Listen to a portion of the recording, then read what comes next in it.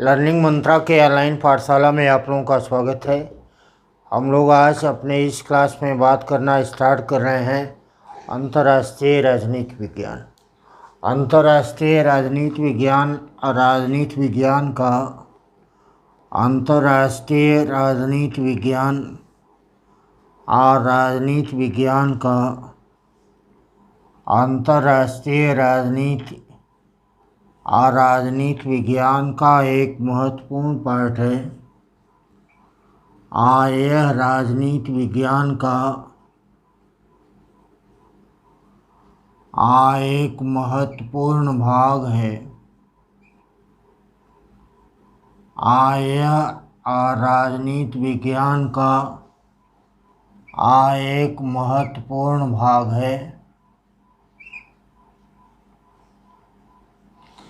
यह राजनीति विज्ञान का एक महत्वपूर्ण भाग है जिसका सामान्य अर्थ होता है दो या अधिक राज्य के मध्य की दो या अधिक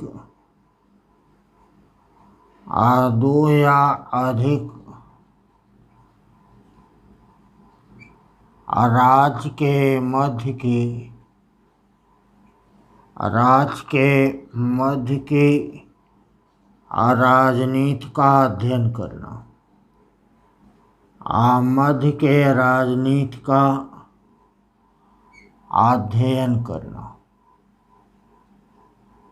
देखिए, एक बात महत्वपूर्ण है कि राजनीति विज्ञान के अंतर्गत अंतर्राष्ट्रीय राजनीति विज्ञान का एक पृथक और स्वायत्त विषय के रूप में अध्यापन का सिलसिला मूलतः प्रारंभ होता है आधुनिक काल में। मूलतः इसका प्रारंभ हुआ आधुनिक काल में, और यह आधुनिक काल में इसका प्रारंभ कब हुआ है? यह आधुनिक काल में प्रारंभ हुआ प्रथम एवं द्वितीय विश्व युद्ध के मध्य।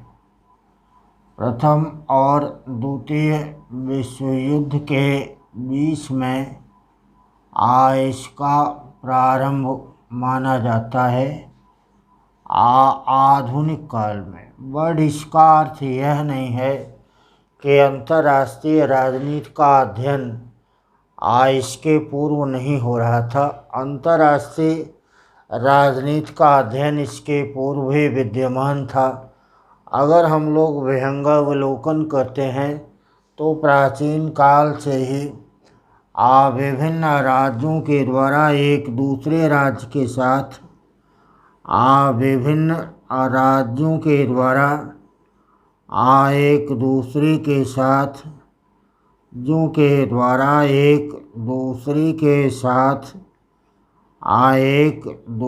के साथ संबंध की स्थापना की गई थी।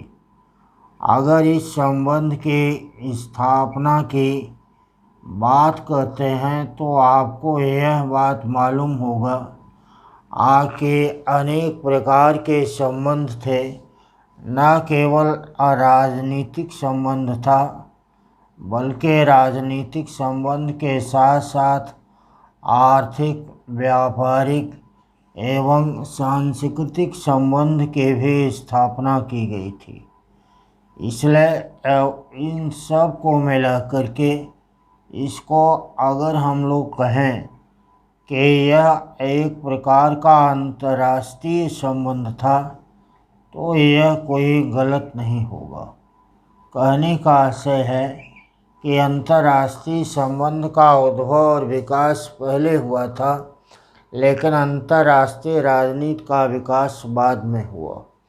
अगर हम लोग देखते हैं तो प्राचीन भारत में भी अंतर्राष्ट्रीय राजनीति के अध्ययन पर बल दिया गया, और इसका नामकरण अगर देखा जाए तो सबसे पहले मनु के द्वारा इसको परराष्ट्र संबंध के नाम से नाम से संबोधित किया गया था। वर रास संबंध के नाम से इसको संबोधित किया गया और रास संबंध के नाम से इसे संबोधित किया गया था। तो यहाँ पर यह बात सही है कि प्राचीन काल से ही अंतर्राष्ट्रीय संबंध किसी न किसी रूप में विद्यमान था। वह एक व्यापक अवधारणा थी। भारत के संदर्भ में अगर देखते हैं तो आपको यह बात मालूम होगा कि कौटिल्य के द्वारा अपनी पुस्तक अर्थशास्त्र के अंतर्गत विदेश नीति के अध्ययन में दो मुख्य सिद्धांतों का विदेश नीति के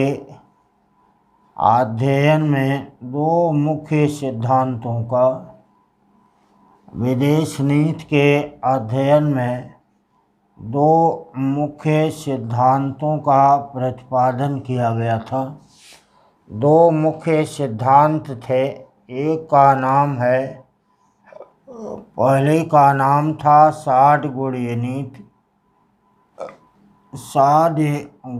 नीति और दूसरे का नाम था मंडल सिद्धांत।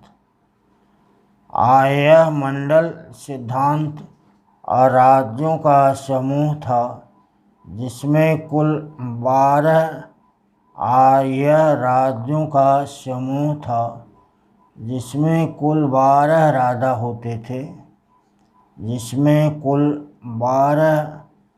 राजा होते थे। और इसके केंद्र में जो राजा होता था, केंद्र के राजा को कहा जाता था विजिगीषु। केंद्र के राजा को कहते थे विजिगीषु, अर्थात विजय की इच्छा रखने वाला।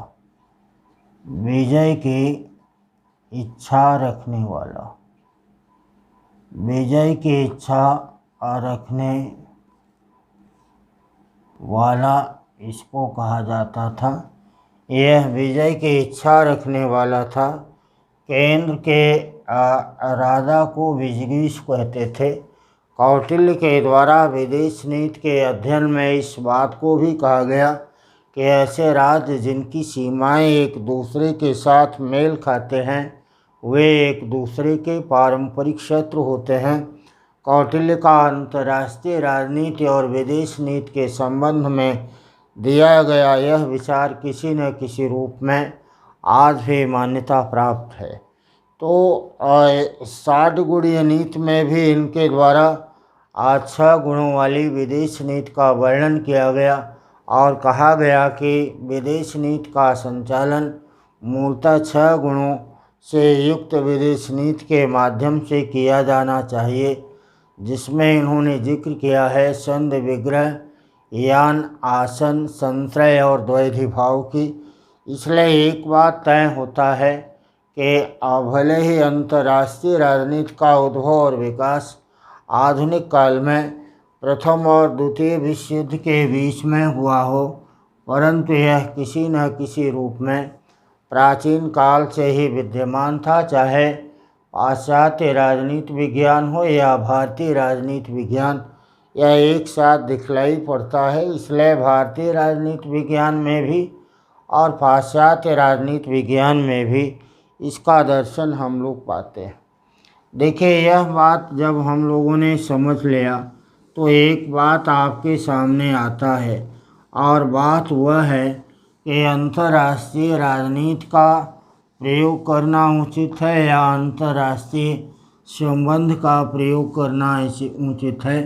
आपको एक बात मालूम होगा कि अंतर्राष्ट्रीय संबंध एक व्यापक अवधारणा है, जबकि अंतर्राष्ट्रीय राजनीति एक संकुचित और विशेषीकृत अवधारणा है।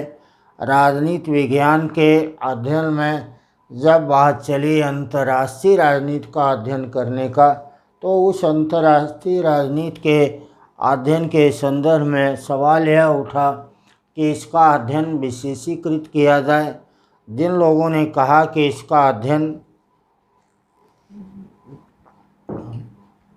जिन लोगों के द्वारा कहा गया कि इसका अध्ययन विशेषीकृत किया जाए, उन्होंने इसके लिए अंतर्राष्ट्रीय राजनीति का प्रयोग किया, जबकि जिन लोगों ने कहा कि इसका अध्ययन व्यापक रूप में किया जाए, जिन लोगों ने इसके अध्ययन को व्यापक रूप में बतलाने का प्रयास किया, उन्होंने इसके लिए अंतर्राष्ट्रीय संबंध का प्रयोग किया, क्योंकि अंतर्राष्ट्रीय संबंध एक व्यापक अवधारणा है जिसमें राजनीतिक संबंध के साथ साथ आर्थिक और सांस्कृतिक व्यापारिक संबंधों का भी हम अध्ययन करते हैं। वैसे अगर देखा जाए तो वर्तमान संदर्भ में खासकर 21वीं सदी में अंतर्राष्ट्रीय राजनीति अब धीरे धीरे अंतर्राष्ट्रीय संबंध में ही परिवर्तित होता जा रहा है।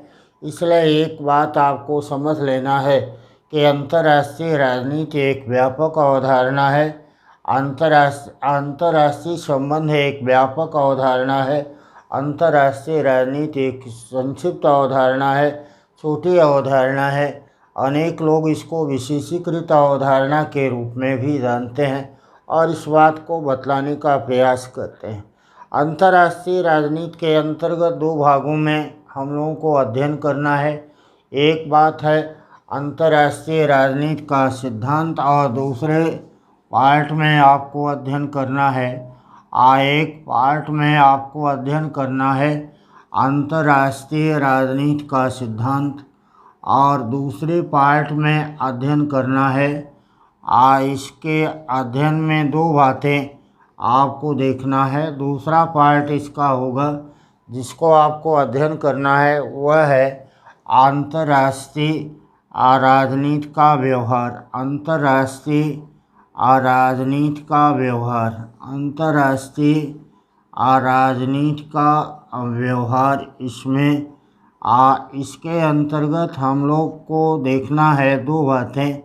एक है भारत का महाशक्ति के साथ क्या संबंध है, महाशक्ति के साथ क्या संबंध रहा, और दूसरे में पार्ट में इसी में आपको समझना है भारत के विदेश नीति, भारतीय विदेश नीति की विशेषताएं क्या होती हैं और विदेश नीति के निर्धारक तत्व कौन कौन से होते हैं और इसका अपने पड़ोसी राज्यों के साथ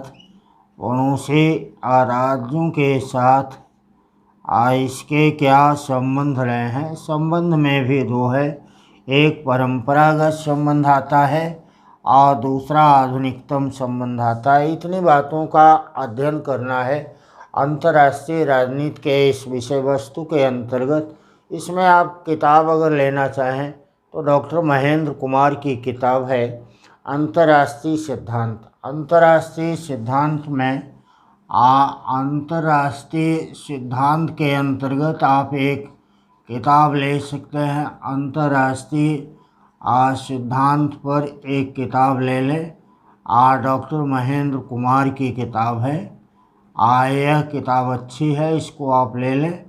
अगर इसको ना पढ़ना चाहें तो आप एक दूसरी भी किताब ले सकते हैं, डॉक्टर BL फोलिया की किताब है, बहुत ही पॉपुलर किताब है। इस किताब में से भी आपको सवाल मिल जाएंगे।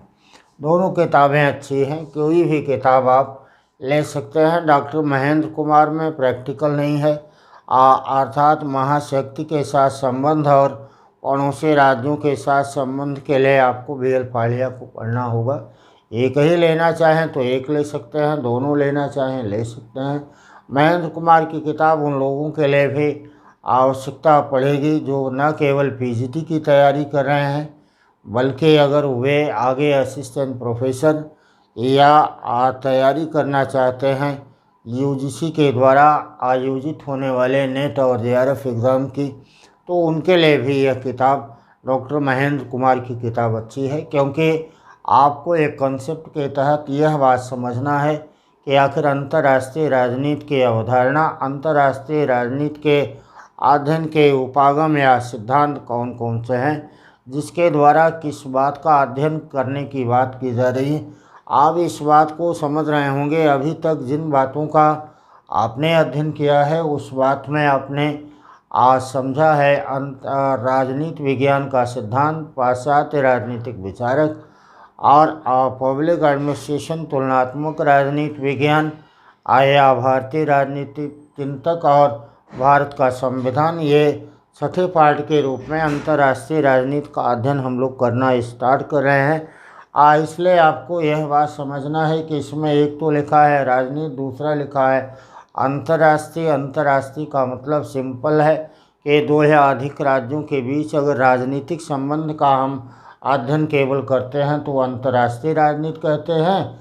और अगर राजनीतिक संबंध के अलावा दो या अधिक राज्यों के बीच में राजनीतिक संबंध के अलावा अन्य संबंधों को भी देखने का प्रयास करते हैं कि एक देश दूसरे देश के साथ कैसा आर्थिक संबंध बनाता है, कैसे सांस्कृतिक संबंध बनाता है, कैसे अन्य संबंधों की स्थापना करता है और उन सारे संबंधों का प्रभाव अंतर्राष्ट्रीय राजनीति के ऊपर किस प्रकार से पड़ता है। आप वर्तमान में देख रहे होंगे कि मूलतः एक देश का दूसरे देश के साथ संबंध का एक महत्वपूर्ण आयाम आर्थिक संबंध हो गया है।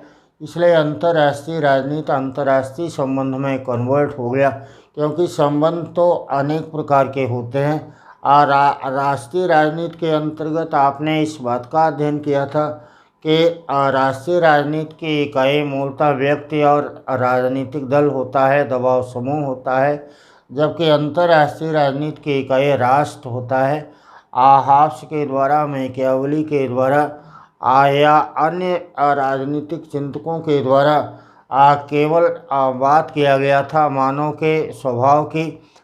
के स्वभाव के आधार पर राष्ट्रीय राजनीति की व्याख्या करने का प्रयास किया गया। उन लोगों के द्वारा इस बात पर भी बल दिया गया था कि किस प्रकार से राष्ट्रीय राजनीति को शक्तिशाली बनाया जाए, आदर्शवादी बनाया जाए, अलग अलग अप्रोच का प्रतिपादन किया गया। उसी प्रकार से अंतर्राष्ट्रीय राजनीति के अध्ययन में भी इसकी आवश्यकता पड़ती है। तो दो बातें बहुत क्लियर कट आपने समझा कि अगर दो या अधिक राज्यों के बीच के राजनीतिक संबंध का अध्ययन करते हैं तो उसको अंतर्राष्ट्रीय राजनीति कहते हैं।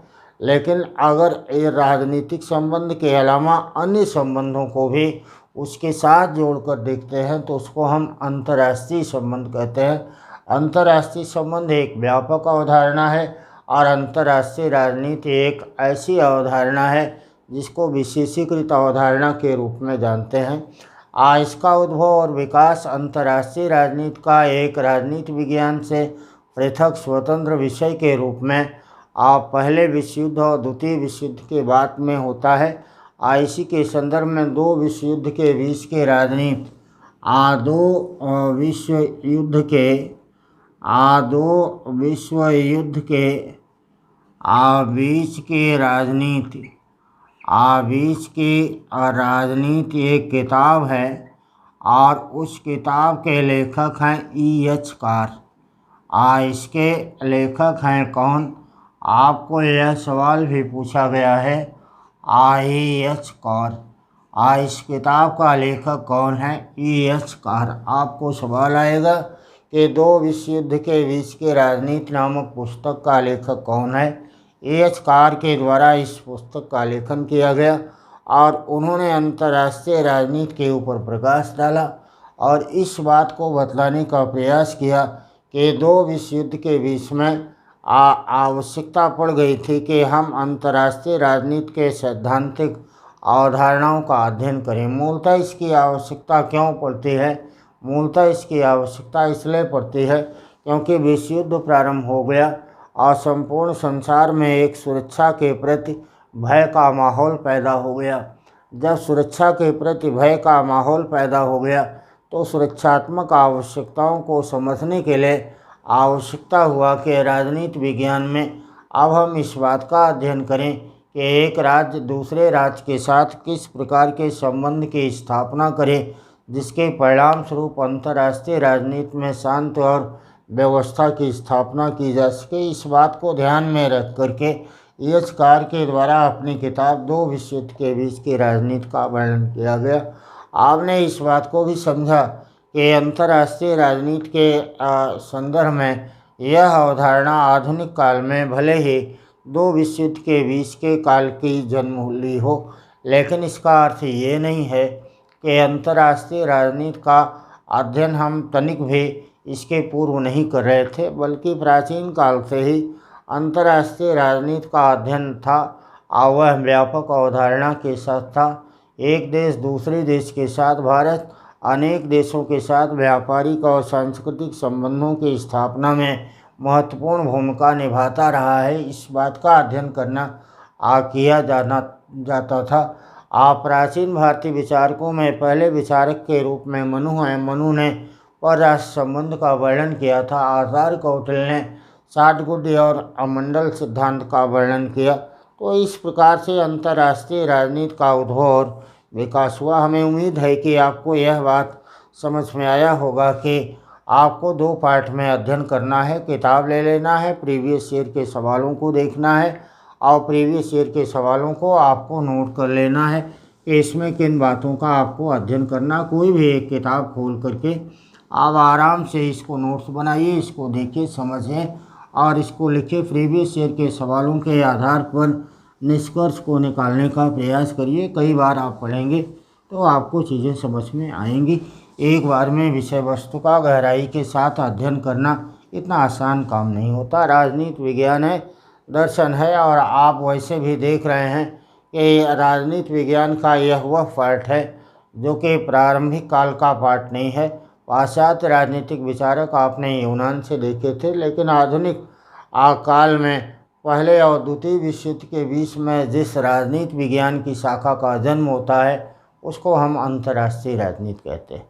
तो यहाँ पर इस बात को जब हम लोगों ने समझ लिया कि अंतर्राष्ट्रीय राजनीति का उद्भव और विकास आधुनिक काल में हुआ है, और आधुनिक काल में होने के साथ साथ इस बात का जन्म हुआ यहाँ पर अंतर्राष्ट्रीय राजनीति का व्याख्या करने के लिए अगर हम लोग बात करते हैं तो अंतर्राष्ट्रीय राजनीति के व्याख्या में एक बात आता है कि अंतर्राष्ट्रीय राजनीति की व्याख्या करने के लिए प्रारंभिक काल में दो प्रमुख अवधारणाओं का जन्म हुआ।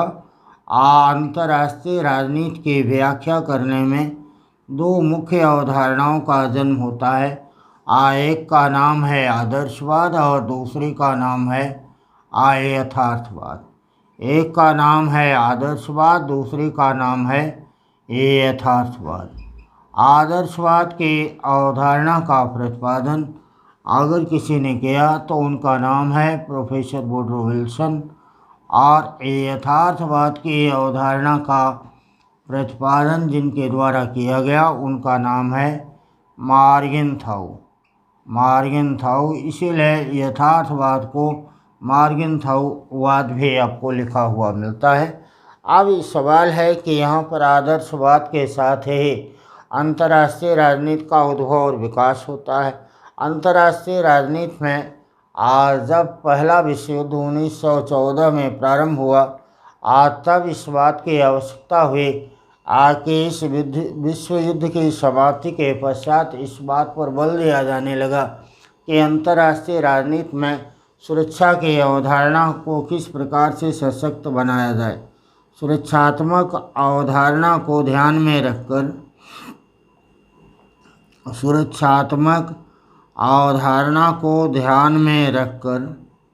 सुरक्षात्मक अवधारणा को ध्यान में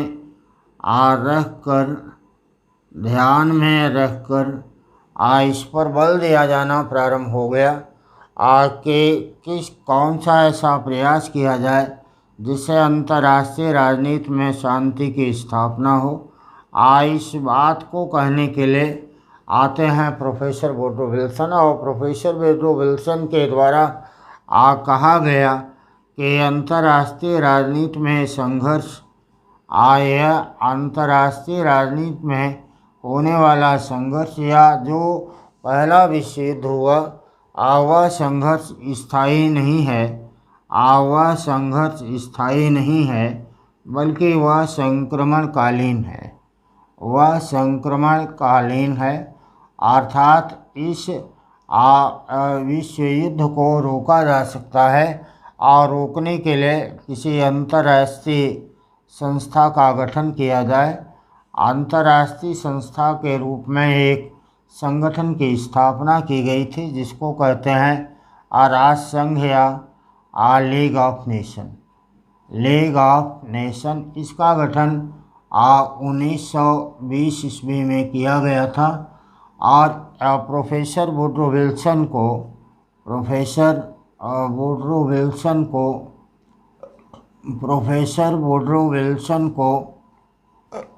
इसका जन्मदाता कहा जाता है। इसका जन्मदाता कहा जाता है। प्रोफेसर वुडरो विल्सन को इसका जन्मदाता कहा जाता है।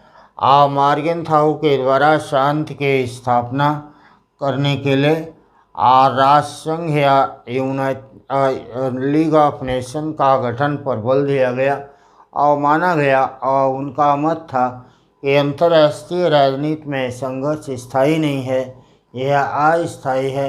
यदि किसी कारगर और प्रभावी संस्था का गठन कर दिया जाए तो इसको रोका जा सकता है। बट आपको मालूम है कि इस लीग ऑफ नेशन के गठन के पश्चात भी सेकंड वर्ल्ड वार हुआ और सेकंड वर्ल्ड वार के अनेक कारणों में एक कारण यह भी माना जाता है लीग ऑफ नेशन की असफलता, और उसके परिणाम स्वरूप यह विचारधारा को बल दिया गया कि आगे भी एक नई संस्था का गठन किया जाए और उस नई संस्था को हम संयुक्त राष्ट्र संघ के नाम से जानते हैं। इसका गठन हुआ। इसी बीच के काल को अगर बतलाने का प्रयास किया तो प्रोफेसर वुडरो विल्सन, बट इसके बाद भी अगर एक दूसरे चिंतक का नाम आता है इसके जस्ट अपोजिट में इसका खंडन करके, तो उनका नाम है मॉर्गनथाउ। मॉर्गनथाउ ने इसे अलग हट करके अपनी बात को बतलाने का प्रयास किया कि अंतर्राष्ट्रीय राजनीति की प्रकृति का अगर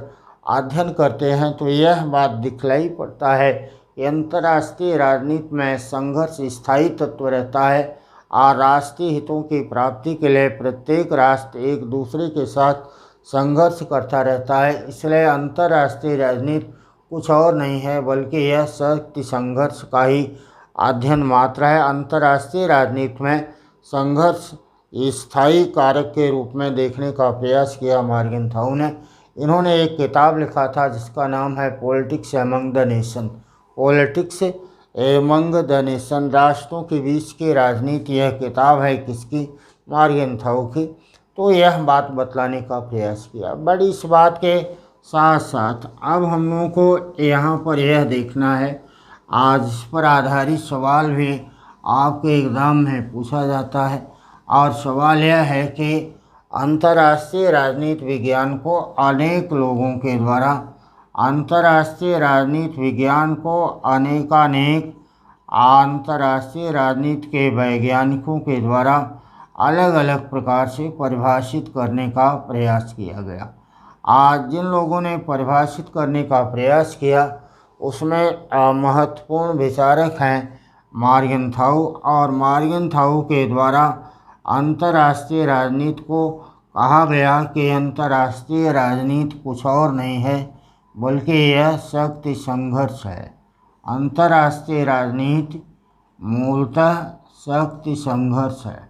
अंतर्राष्ट्रीय राजनीति मूलतः शक्ति संघर्ष है। यह मूलतः शक्ति संघर्ष है। इसलिए आपको आएगा कि अंतर्राष्ट्रीय राजनीति को परिभाषित करते हुए किसने कहा कि यह शक्ति संघर्ष का अध्ययन है, तो आपको लगाना है कि यह शक्ति संघर्ष का अध्ययन है। इस बात को मॉर्गनथाउ के द्वारा बतलाया गया था और इन्होंने अपने अंतर्राष्ट्रीय राजनीति की परिभाषा में सर्वाधिक महत्वपूर्ण विषय बनाया था राष्ट्रीय हित, और कहा था कि प्रत्येक राष्ट्र अपने अपने राष्ट्रीय हितों की प्राप्ति के लिए एक दूसरे के साथ संघर्ष करता रहता है। इसलिए अंतर्राष्ट्रीय राजनीति के अंतर्गत हम किसी और बात का नहीं बल्कि केवल इस बात का अध्ययन करते हैं कि अंतर्राष्ट्रीय राजनीति में संघर्ष की प्रकृति क्या है और यह संघर्ष की प्रकृति स्थायी बनी रहती है। इसलिए अंतर्राष्ट्रीय राजनीति का उद्देश्य होता है अधिकाधिक शक्ति का अर्जन करना, उस शक्ति को बनाए रखना और अंततः उसी शक्ति में वृद्धि करना। यह इस बात पर रखा रहा। अंतर्राष्ट्रीय संबंध का जेम्स रोजनाऊ एक चिंतक हैं जिनका नाम है जेम्स रोजनाऊ। जेम्स रोजनाऊ के द्वारा इसको परिभाषित किया गया अंतर्राष्ट्रीय राजनीति को, और इन्होंने कहा कि अंतर्राष्ट्रीय राजनीति इनके द्वारा कहा गया कि अंतर्राष्ट्रीय राजनीति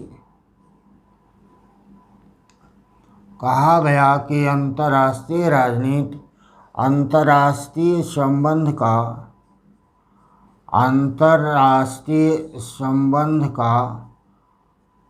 एक उपखंड है। अंतर्राष्ट्रीय संबंध का एक उपखंड है। अंतर्राष्ट्रीय संबंध का एक उपखंड है। इस बात को, इस परिभाषा को किसने दिया? आपको अगर आता है तो क्या लगाएंगे? जेम्स रोजनाऊ के द्वारा अंतर्राष्ट्रीय राजनीति को कहा गया कि यह अंतर्राष्ट्रीय संबंध का एक उपखंड है, क्योंकि अंतर्राष्ट्रीय संबंध एक व्यापक अवधारणा है और उस व्यापक अवधारणा के अंतर्गत हम लोग अध्ययन इस बात का करते हैं कि एक राष्ट्र का दूसरे राष्ट्र के साथ व्यापारिक संबंध क्या है, एक राष्ट्र का दूसरे राष्ट्र के साथ सांस्कृतिक संबंध क्या है और राजनीतिक संबंध क्या है। बट अंतर्राष्ट्रीय राजनीति के अंतर्गत केवल इसी बात का अध्ययन किया जाता है कि अंतर्राष्ट्रीय राजनीति में एक राष्ट्र का दूसरे राष्ट्र के साथ किस प्रकार का संबंध, राजनीतिक संबंध होगा, अर्थात विशेषीकृत अध्ययन पर इसमें केवल बल दिया गया। जेम्स रोजनाऊ की यह परिभाषा वर्तमान में पूर्णतया संभव नहीं है, क्योंकि आज अंतर्राष्ट्रीय राजनीति में अध्ययन में अनेक नए उपागमों का भी प्रयोग किया जा रहा है और अंतर्राष्ट्रीय राजनीति के अध्ययन में आज केवल राजनीतिक संबंध का ही नहीं बल्कि राजनीतिक संबंध के साथ साथ अन्य संबंधों का भी अध्ययन कर रहे हैं। और अगर इस बात को देखा जाए कि अंतर्राष्ट्रीय राजनीति में न केवल बात की जा रही है वर्तमान संदर्भ में कि हम इस बात का केवल अध्ययन करें कि क्या राजनीतिक संबंध क्या है और राष्ट्र की भूमिका क्या है, तो राजनीतिक संबंध के साथ साथ अन्य संबंध का भी अध्ययन कर रहे हैं और राज्य की भूमिका के साथ साथ राज्येतरकर्ताओं की भी भूमिका महत्वपूर्ण हो गई है। आपके मन में यह बात आई होगी कि राज्येतरकर्ता आखिर कौन होता है।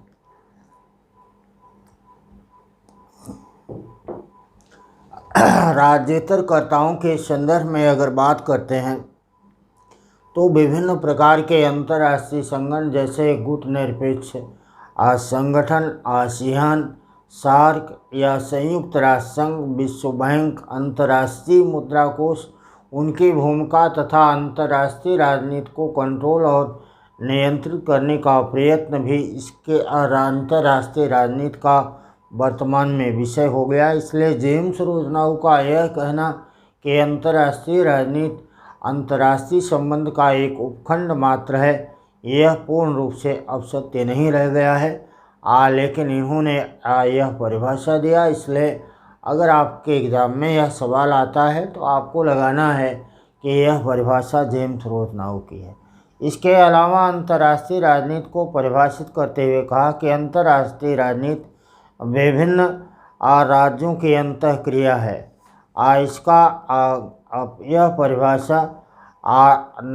यह परिभाषा नॉर्मन फेडरल फोर्ट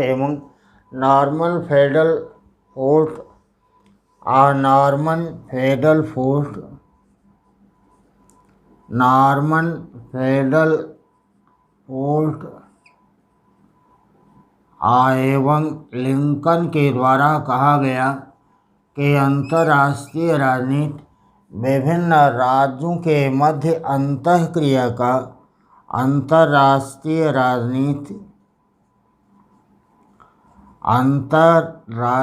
राजनीति विभिन्न राज्यों के मध्य का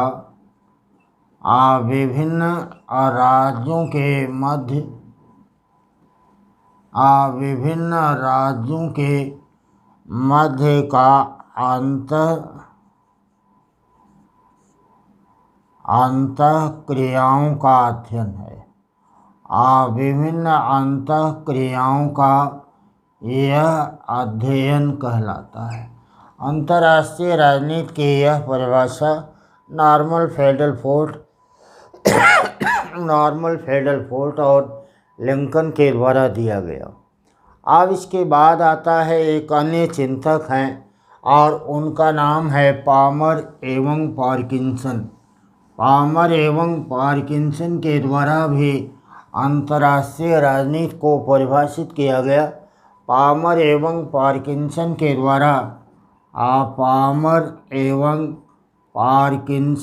द्वारा भी इसको परिभाषित किया गया और इनके द्वारा इस बात पर बल दिया गया कि अंतर्राष्ट्रीय राजनीति को अंतर्राष्ट्रीय संबंध के नाम से ही संबोधित किया जाना चाहिए। इन्होंने कहा कि अंतर्राष्ट्रीय राजनीति को अंतर्राष्ट्रीय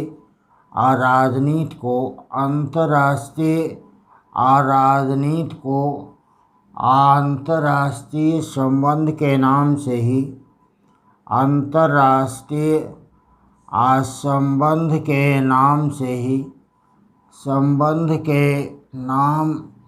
ही संबोधित करना चाहिए। अंतर्राष्ट्रीय संबंध के नाम से संबोधित करना चाहिए। यह बात पामर एवं पार्किंसन के द्वारा अपनी डेफिनेशन में बतलाया गया। इसके अलावा कहा गया कि स्वतंत्र राजनीतिक समुदाय की क्रिया प्रतिक्रिया स्वतंत्र राजनीतिक समुदाय की हेराल्ड स्प्राउट एवं मार्गरेट स्प्राउट के द्वारा भी इसको परिभाषित किया गया। हेराल्ड स्प्राउट एवं आपको आएगा कि हेराल्ड स्प्राउट एवं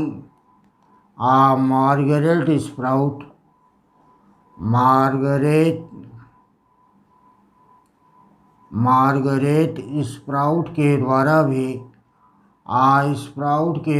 भी इसको परिभाषित किया गया और इनके द्वारा कहा गया कि अंतर्राष्ट्रीय राजनीति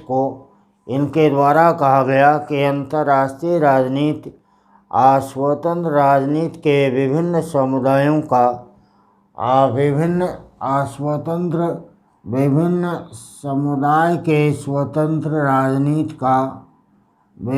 समुदाय के स्वतंत्र राजनीति का यह अध्ययन करता है।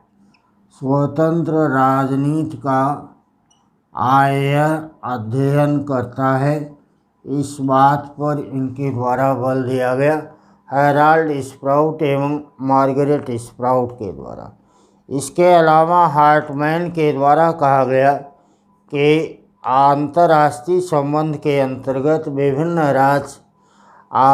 राज्य अपने राष्ट्रीय हितों का सामंजस्य और अन्य राज्यों के राष्ट्रीय हितों के साथ करते हैं। हार्टमैन के द्वारा कहा गया कि अंतर्राष्ट्रीय राजनीति में विभिन्न राज्य हार्टमैन ने कहा कि अंतर्राष्ट्रीय राजनीति में विभिन्न राज्य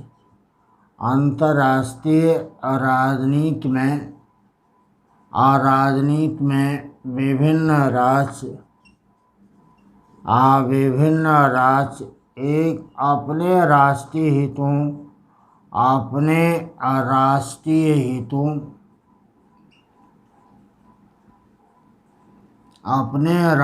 हितों का अन्य राज्य के राष्ट्रीय हितों के साथ राष्ट्रीय हितों के साथ अन्य राज्य के राष्ट्रीय हितों के साथ सामंजस्य स्थापित करते हैं। सामंजस्य स्थापित करते हैं। यह परिभाषा किसने दिया है?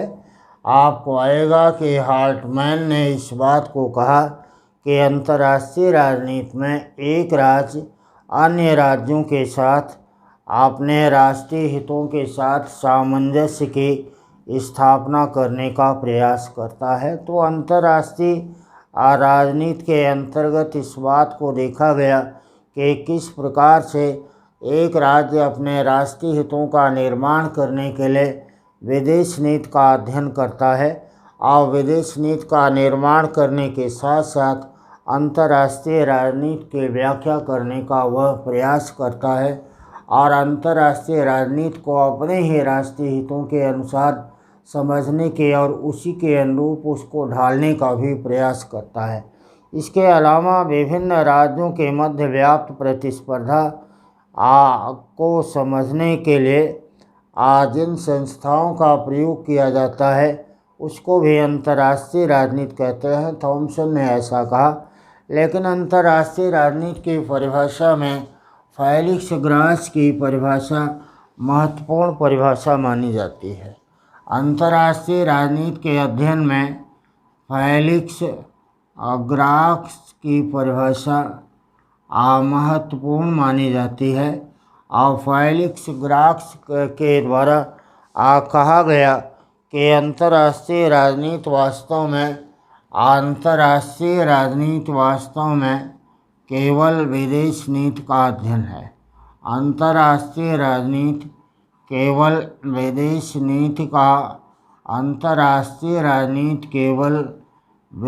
नीति का अध्ययन है। तो इसमें कोई अतिशयोक्ति नहीं, केवल विदेश नीति का अध्ययन है, क्योंकि एक राज्य अन्य राज्य के साथ संबंध की स्थापना जिसके माध्यम से करता है वह विदेश नीति है। इसलिए अंतर्राष्ट्रीय राजनीति के अंतर्गत हम विभिन्न देशों की विदेश नीतियों का अध्ययन करते हैं और उसी विदेश नीति के माध्यम से अंतर्राष्ट्रीय राजनीति को समझने का प्रयास करते हैं। तो देखिए, एक बात आपने समझ लिया कि अंतर्राष्ट्रीय राजनीति एक विशेषीकृत अवधारणा है जिसमें केवल हम राजनीतिक संबंध का अध्ययन करते हैं और उसी को महत्व देते हैं। अंतर्राष्ट्रीय संबंध एक व्यापक अवधारणा है। इसकी परिभाषा के अंतर्गत मॉर्गनथाउ के अंतर्राष्ट्रीय राजनीति शक्ति संघर्ष है। फेलिक्स ग्रास का यह विदेश नीति का अध्ययन है। जेम्स रोजनाउ का कि अंतर्राष्ट्रीय राजनीति अंतर्राष्ट्रीय संबंध का केवल उपखंड मात्र है।